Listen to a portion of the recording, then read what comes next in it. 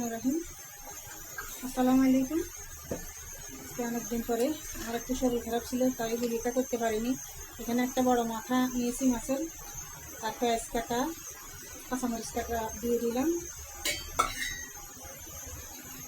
মূলা রান্নার জন্য।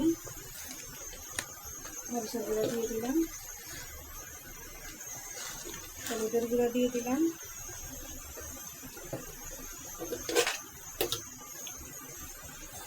রসুন বাটা দিয়ে দিলাম, লবণ দিয়ে দিলাম, তেল দিয়ে দিলাম, এখন চুলায় আগুন দিয়ে দিব, আর একটু ধনিয়া গুঁড়া দিয়ে দিব। ধনিয়া গুঁড়া দিয়ে দিলাম। এখন আমার এই মশলাটা মাছের মাথাটা কষানো হোক, তারপরে যাই মূলা দিব। মূলার মাছটার মশলাটা কষানো হয়ে গেছে, মূলাগুলো দিয়ে দিব।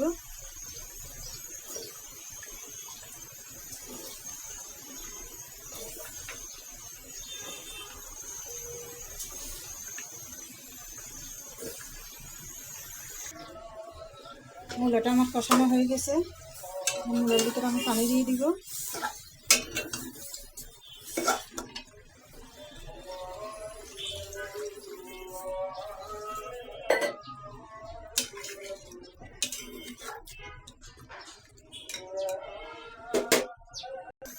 মূলাটা হয়ে গেছে, এখন ধনিয়া পাতা দিয়ে মূলাটা মানে মানিব।